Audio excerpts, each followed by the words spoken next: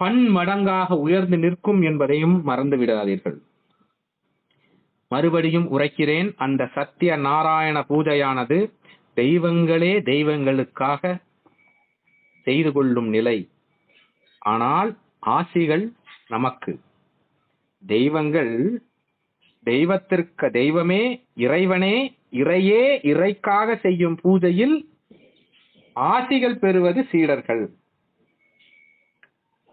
இந்நிலையின் உள் சென்று பார்த்தால் இதற்கான உள்ளர்த்தம் பல மடங்காக இருக்கும். உள் சென்று கண்மூடி நிற்பவர்கள் அனைவருக்கும் நான் உரைக்கும் நிலையெல்லாம் புரியும். அனைத்து திதிகளும் அனைத்து நல்வித திதிகளையும் ஒன்றுற கலக்கச் செய்வதே இந்நிகழ்ச்சியும் பெரும் நிகழ்வாக நிகழவிருக்கிறது. இச்சூட்சமங்களை எல்லாம் உரைக்காத நிலைதான் இதுவரை இருந்துள்ளது. இருப்பினும் நம் சீடர்கள் எல்லாம் எதற்காக வருகிறோம், எதற்காக இந்நிலை அளிக்கப்படுகிறது, எதற்காக வர சொல்கிறார்கள், எதற்காக பூஜை நிலைகள் எல்லாம் அன்றைய ஒரே தினத்தில் மாற்றப்பட்டு இருக்கிறது என்பதையும் உணர்ந்து கொள்ள வேண்டும் என்பதற்காகவே இவையெல்லாம் உரைக்கப்பட்டு கொண்டிருக்கிறது. அதனால் இந்நிலைகளை எல்லாம் ஏதோ வெறும் நிலையாக கருதி கொள்ள வேண்டாம். இன்னொன்றையும் கூறுகிறேன், நேர் அலையில் பூஜைகளை காண்பவர்களுக்கு அன்று நேர் அலை பிறப்பிக்கப்பட மாட்டாது, ஒளிபரப்பாகா நிலையில். ஏனென்றால் இறைக்கு செய்யும் பூஜையை நேரடியாக ஒளிபரப்பும் நிலை நம்மிடம் இல்லை. நேரடி ஒளிபரப்பு செய்வதற்கு அன்று அனுமதி கிடையாது. அதனால் இந்நிலையிலே பயன்பெற வேண்டும் என்று எண்ணுபவர்கள் அனைவரும் அன்று ஒரு தினம் உங்களுக்கு தடைகள் வருவது போல் தெரியலாம், அதெல்லாம் உங்கள் வினை நிலைகள் தான். நான் கூறுவதை உங்கள் சகோதரனாக, என்னை உங்கள் வீட்டு சேவகனாக கூட எண்ணிக்கொள்ளுங்கள். விஸ்வாமித்திரன் உங்கள் வீட்டு வாயிலில் நிற்கும் சேவகன் என்று கூட எண்ணிக்கொள்ளுங்கள். ஏனென்றால் இப்பெரு நிகழ்வை எவரும் தயவு கூர்ந்து இவையெல்லாம் பிறகொரு தினம் பார்த்து கொள்ளலாம் என்று நிராகரித்து விடாதீர்கள். அதற்காகவே நான் கூறுகிறேன், உங்கள் வீட்டு சேவகனாக என்னை எண்ணிக்கொள்ளுங்கள். இருப்பினும் நான் உங்கள் கை கரங்கள் பாதங்களை தொட்டு அழைக்கிறேன். தயவு கூர்ந்து அனைவரும் இப்பெரு நிகழ்வுக்கு வாருங்கள். எமது சீடர்கள், எமது சிவை சபையை நோக்கிய சீடர்கள், நான் என்ற சொல்லை உரைக்காமல் அகத்தியம் என்று சொல்லக்கூடிய நிலைக்கு நம்மை எல்லாம் மாற்றிய வாழை சித்தரின் சீடர்கள். இங்கு நானும் வந்து பல பயன்களை அடைந்துள்ளேன் என்ற நம்பிக்கையில் உங்களை எல்லாம் வணங்கி எனது முதுகுத்தண்டு வளையும் நிலையில் முழுமையாக வளைந்து வணங்கி உங்களை எல்லாம் அழைக்கிறேன். 28ஆம் தேதி நிகழவிருக்கும் இப்பெரும் சத்சங்கமத்திற்கு அனைவரும் தவறாமல் கலந்து கொள்ளுங்கள். தடைகள் வரலாம், அவையெல்லாம் மாயையாகவே நிகழும். தடைகள் வரும் என்ற எண்ணம் உங்களுக்குள் இருக்கல் வேண்டாம். எவ்வளவு பணிகளாக இருக்கட்டும், மறுதினமே பெரும் பணியாக கூட இருக்கட்டும், நீங்கள் இல்லை என்றால் அந்நிகழ்வு நடக்காமல் போய்விடும் என்ற எண்ணத்தில் கூட நீங்கள் இருக்கலாம். ஆனால் நம்பி வாருங்கள், உங்களுக்கு அந்நிலை இங்கிருந்து அளிக்கப்படாது. முடிந்தவரை நாங்கள் எல்லாம் அந்நிலைகளை தானாகவே மாறிவிடும் நிலையை நாங்கள் அகத்திய பெருமானின் அருளாலும் வாழை சித்தரின் அருளாலும் மாற்றி அமைத்து விடுகிறோம். அதையும் தாண்டி என் நிலையும் இருந்தால் தயவு கூர்ந்து ஒரு முறை, மறுபடியும் உரைக்கிறேன், விஸ்வாமித்திரன் உங்கள் இல்ல சேவகனாக நினைத்து எனக்காக ஒரு முறை வாழை சித்தரிடம் தொலைபேசியிலே வினவுங்கள். ஐயனே, நான் இங்க வர வேண்டும் என்று எண்ணுகிறேன், இது ஏதோ தடை போல் உள்ளது என்று எண்ணுங்கள். சொல்ல முடிந்தால் அவரிடம் அத்தடையை சொல்லுங்கள். இல்லை என்றாலும் பரவாயில்லை, அவரிடம் எடுத்து செல்லுங்கள். அது போதும். அத்தடைகள் எல்லாம் நீங்கி நீங்கள் அனைவரும் அங்கு வந்து விடுவீர்கள். எதற்காக நேரடி ஒளிபரப்பு இல்லை என்றால் அந்நிகழ்வானதை நேரடியாக காண இயலாது. ஏனென்றால் அங்கிருக்கும் அனைத்து தேவாதி தேவர்களும் முப்பெரும் தேவியர்களும் அனைத்து வித சக்திகளும் பல்வேறு சக்திகளும் வந்து அமர்கின்றன. அதனால் நேரலையிலே காணும் பொழுது அவ்விதமான சக்திகளை எல்லாம் நீங்கள் நேரலையாக கண்டுவிட்டால் அது உங்களுக்கு மிக ஒரு ஒரு பயம் கலந்த துயரமிக்க ஒரு விஷயமாக நீங்கள் மனதில் நின்றுவிடக் கூடாது என்பதற்காகவும், அது மட்டுமின்றி இங்கு வந்து அமர்ந்து சிவத்துடன் அமர்ந்து அவரின் தவ புண்ணியத்தையும் நீங்கள் பெற்று செல்ல வேண்டும் என்பதற்காகவும் நேரலையை அன்று நாங்கள் ஒளிபரப்பவில்லை என்பதையும் இந்நிலையிலே உங்களுக்கெல்லாம் தெரிவித்து விடுகிறோம். மற்றொன்றையும் கூறிவிடுகிறேன். இன்னொரு நிகழ்வையும் இப்பொழுது அகத்திய பெருமான் எனக்கு அழைத்து, இப்பொழுது நான் ஆசி சொல்லிக் கொண்டு இருக்கும் பொழுதே அவர் எனக்கு உரைத்தார். இப்பொழுது நடக்கவிருக்கும் இப்பூஜைகள், வாசி திருநாள் வரை நடக்கவிருக்கும் பூஜைகளில் எவரேனும் ஆகமங்களை நிறைவேற்ற இயலவில்லை என்ற பொழுதிலும் 28ஆம் தேதி வந்தால் அவர்களின் ஆகமங்கள் எல்லாம் அங்கும் சரி செய்யப்படும் என்பதும் அந்நிலை. 28ஆம் தேதிக்கு வரும் நிகழ்வே பெரும் நிகழ்வு என்ற நிலையையும் அகத்திய பெருமானும் வாழைச்சித்தரும் இன்று அளித்துள்ளார்கள். அந்நிலையையும் அனைவரும் மனதிலே நிறுத்துங்கள் என்பதும் விஸ்வாமித்திரனின் ஆசியாக இன்று உரைக்கிறேன். ஒன்றை அனைவரும் மனதிலே நிறுத்துங்கள். எவ்வளவு பெரிய வினை நிலைகளாக இருக்கட்டும், துன்ப நிலைகளாக இருக்கட்டும், ஆகமங்களாக இருக்கட்டும், அவை அனைவற்றையும் ஒரு சிறு துரும்பாக மாற்றி உங்களிடம் அனைத்தையும் பெரும் இனிமை மிக்க சம்பவமாக அளிக்கும் நிலையே அன்று நிகழவிருக்கும் பெரும் நிகழ்வு. அதைப்போல் அந்நிலையிலே அங்கு சத்சங்கம விழாவிற்கு வரவிருக்கும் அனைவருக்கும் அனுமதி சீட்டுகள் எல்லாம் வழங்கப்பட்டு கொண்டிருக்கிறது. அவையை பெற முடியாதவர்கள், அவற்றை பெற இயலாதவர்கள், அனுமதி சீட்டுகளை பெற இயலாதவர்களும் அங்கு நேரில் வந்தும் அனுமதி சீட்டை பெற்று உள்ளே வரலாம் என்பதையும் விஸ்வாமித்திரன் உரைத்து விடுகிறேன். அனுமதி சீட்டு என்று உரைத்தவுடன் ஏதோ பல ஆயிரம் ரூபாயும் பல லட்சங்கள் செல்வமும் பெறுகிறோம் என்ற எண்ணம் இல்லை.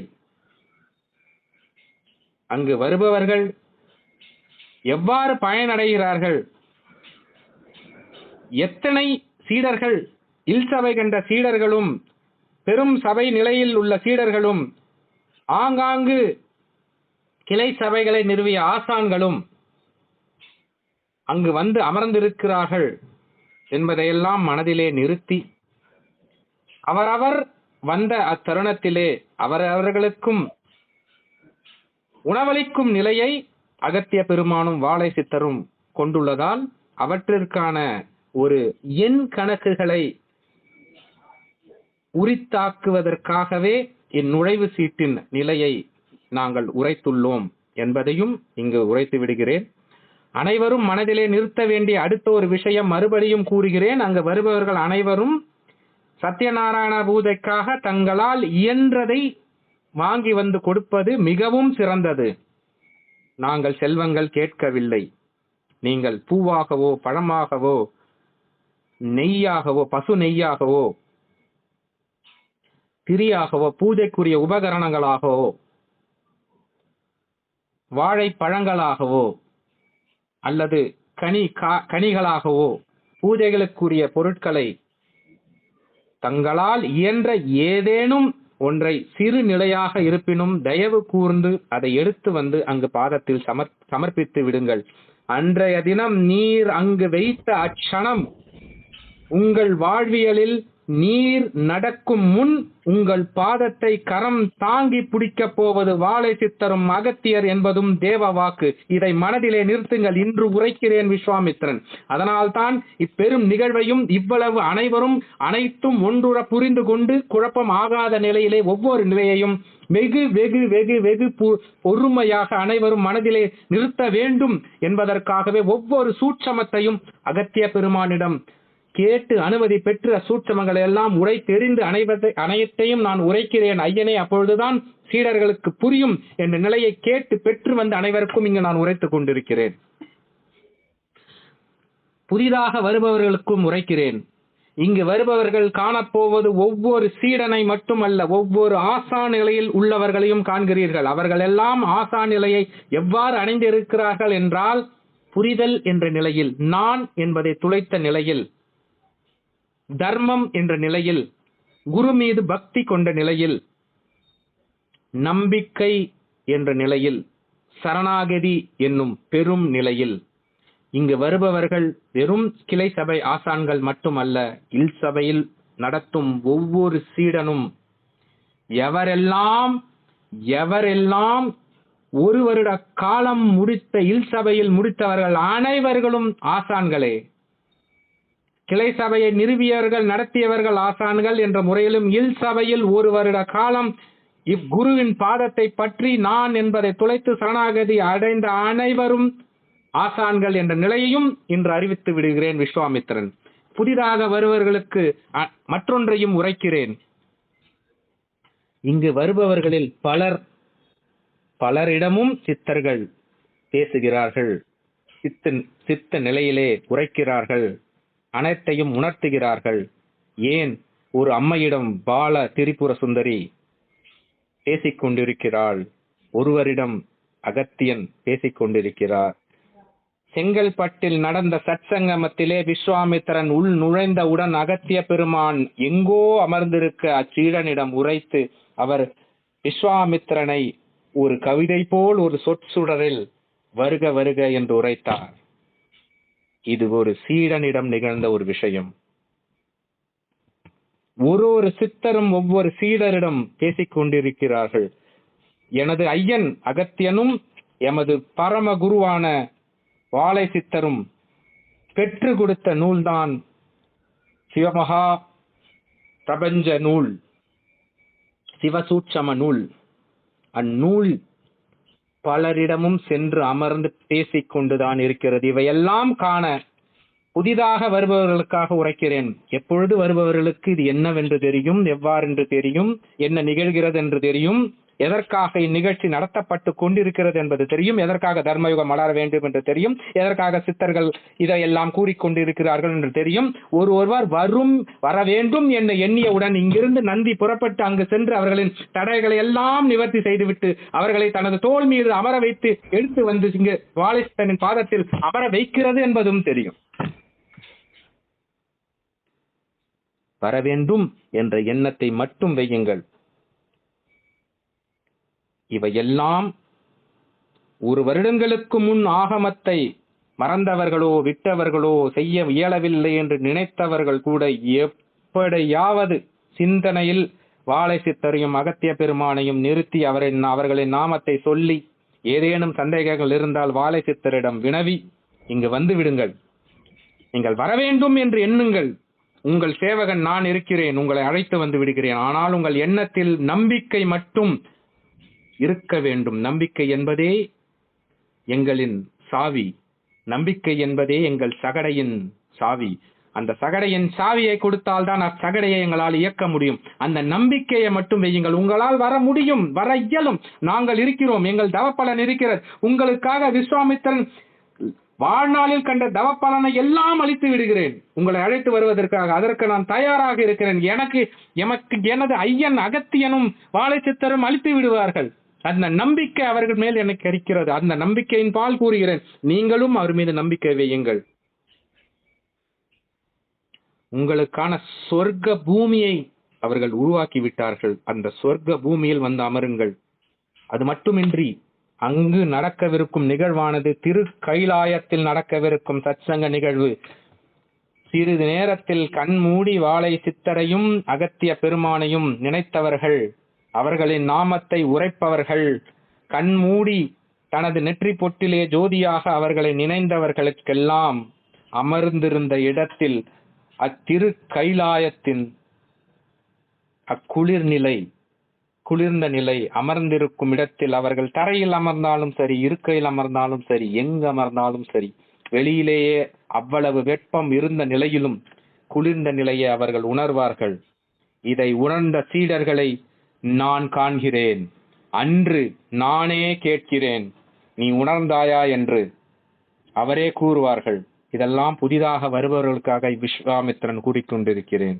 இது ஏதோ சாதாரண நிகழ்வல்ல, தெய்வ நிகழ்வு, சுவாமிநாத சுவாமியின் நிகழ்வு. எமது அரசன் திருமுருகப் பெருமானுக்காக வணங்கிய அப்பெருமான் சிவபெருமான் இன்று வாழை சித்தருக்காக வணங்குகிறார். இதைவிட என்ன பெரிய நிகழ்வு இருக்க வேண்டும்? அவரே வணங்கி நிற்கும் பொழுது நானெல்லாம் எம்மாத்திரம்? மறுபடியும் உங்கள் இல்லத்து சேவகனாக அழைக்கிறேன். அனைவரும் வந்து விடுங்கள். வரவேண்டும் என்ற எண்ணம் வையுங்கள். நாங்கள் அழைத்து வந்து விடுகிறோம். அதற்கான ஒரு நிலையை எனக்கு தாருங்கள். நாங்கள் அழைத்து வந்து விடுகிறோம். உங்களுக்காக தான், சேவை செய்வதற்காகவே எங்களை அகத்திய பெருமானும் வாழைச்சித்தரும் வைத்திருக்கிறார்கள். அதற்காகவே நாங்கள் இங்கு அமர்ந்துள்ளோம். தயவு கூர்ந்து வாருங்கள். இன்று முதல் கூறுங்கள், ஓம் அகத்தீசாய நமக என்றும் ஓம் வாழைச்சித்த தேவாய நமக என்றும் கூறுங்கள். நீங்கள் எவ்வளவு தடைநிலைகள் இருந்தாலும் வந்து விடுவீர்கள். எமது பிரியத்துக்குரியவும் எமது தவப்பலனின் தவப்பலனாக நான் பெற்ற கிளை சபை ஆசான்கள் அனைவரையும் வணங்கி கேட்கிறேன். அனைவரும் உங்கள் சீடர்களுக்கு புதுமை நிலை, புதிதாக வந்து நிலை கொண்ட சீடர்களுக்கு இதன் பலன்கள் தெரியாது. சிறிது நேரம் இவ்விஸ்வாமித்திரனுக்காக சிறிது நேரம் எடுத்து அவர்களுக்கு உரையுங்கள். இதனால் என்ன பலன் என்று உரையுங்கள்.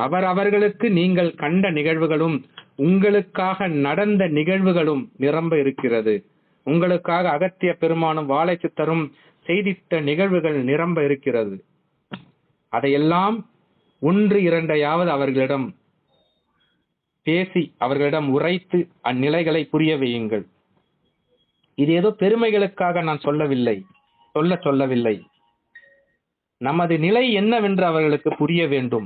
அப்பொழுதுதான் அவர்களால் இங்கு வந்து அனைத்தையும் பெற்று செல்ல முடியும். நமது சிவசபையின் உள்நோக்கமே என்ன? அனைவருக்கும் அனைத்தும். அகத்தியம் போல் அனைவருக்கும் அனைத்தையும் அளிக்கும் நிலையே சிவசபை. அனைவரும் அனைத்தையும் பெற வேண்டும் என்ற நிலையே சிவசபை. அதனால் தயவு கூர்ந்த அனைத்து ஆசான்களும், இல்சபை கண்டவர்களும் ஆசான்கள் தான், அனைவரும் உரையுங்கள். அவரவர்களுக்கு ஏதேனும் சிறிது நிகழ்ந்திருக்கும், நடத்தி கொடுத்திருக்கிறார்கள் எனது ஐயன்கள். ஐயன் அகத்தியனும் ஐயன் வாழைச்சித்தரும் எவ்வளவோ நிகழ்வை அனைவருக்கும் நடத்தியிருக்கிறார்கள். அதில் ஒன்றை பகிருங்கள். அனைவரையும் ஒருங்கிணைத்து அழைத்து வந்து விடுங்கள்.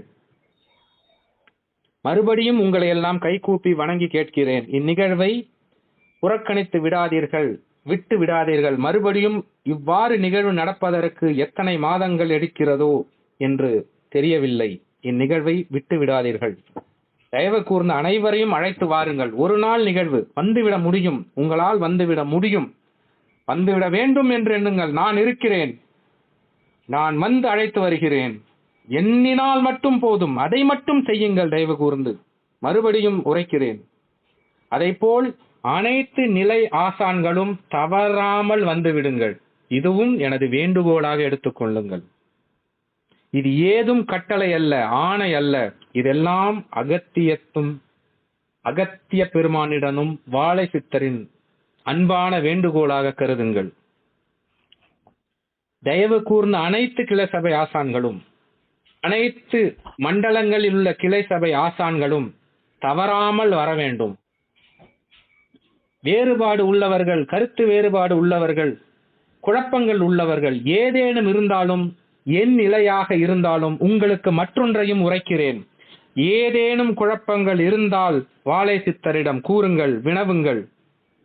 அதற்கான பதில் கொடுக்க வேண்டும் என்று எண்ணினால், வாழை சித்தர் அனுமதி அளித்தால், வாழை சித்தர் ஆசீர்வாதம் செய்தால், அகத்திய பெருமான் ஆசி அளித்தால், விஸ்வாமித்திரனே அதற்கான பதிலை தொலைபேசியிலேயே அவர்கள் மூலியமாக உங்களுக்கு தெரிவித்து விடுகிறேன். அதனால் எவ்வித கருத்து வேறுபாடுகள் இருந்தாலும் அதை வாழை சித்தரிடம் எடுத்து வாருங்கள். அவை அனைத்தும் சரி செய்து தரப்படும். சிவசபையை வளர்த்தவர்கள் நீங்கள். சிவசபையின் வேர்கள் நீங்கள். ஆலமரமாக நிற்கும் சிவசபையின் ஒரு அங்கம் நீங்கள். ஏன், சிவத்தின் அங்கமே ஒரு பகுதி நீங்கள். அகத்திய பெருமானும் வாழைச்சித்தரும் உங்களை சிவபெருமானின் அங்கத்தில் வைத்துள்ளார்கள். இதில் ஒரு சூட்சமம் உள்ளது, அதில் சிறிது மட்டும் கூறுகிறேன். அனைவருக்கும் ஆழ்நிலை தியானத்தில் சென்றவர்களுக்கு தெரியும், பிரபஞ்சமே சிவபெருமானின் உடல்தான். ஆழ்நிலை தியானத்தில் கண்டவர்களுக்கு தெரியும், பிரபஞ்சத்தில் பல பிரபஞ்சங்கள் இருக்கலாம், அவை அனைத்தும் சிவபெருமானின் உடல்தான். அங்குதான் நாம் அனைவரும் இருக்கிறோம் என்பது. அதில் ஒரு அங்கம் என்ற நிலையை அடைந்து விட்டீர்கள் என்றால் பிறவா நிலையை அடைந்து விட்டீர்கள் என்றே அர்த்தம். இதற்கு மேல் உள்போக நான் விரும்பவில்லை. இத்துடன் நிறுத்துகிறேன். அனைவரும் மகிழ்ந்து குடும்பங்களுடன் வந்து இப்பெருநிலையை ஆசியை அடைந்து அனைத்தையும் பெற வேண்டும், பெறுவீர்கள். அனைத்தும் ஆசியாகவே உங்களுக்கு அளிக்கப்படும், தாரை வார்க்கப்படும், புண்ணிய நிலைகள் வாரி வாரி வழங்கப்படும். மகாலட்சுமி தேவியின் பரிபூரண கடாட்சமும், கலைவாணியின் பரிபூரண கடாட்சமும், சக்தி தேவியின் தைரிய கடாட்சமும், முப்பெரும் தேவர்களின் கடாட்சமும், அனைத்து செல்வங்களும் பெற்று வாழ்வீர்கள் என்று ஆசி அளித்து அனைவரையும் ஆசி கூறி அமர்கிறேன். விஸ்வாமித்திரன். வாழைச்சித்தரே, வேற ஏதேனும் வினாக்கள் இருக்கிறதா? இல்ல, வேற வினாக்கள் எல்லாம் சொல்லிட்டீங்க.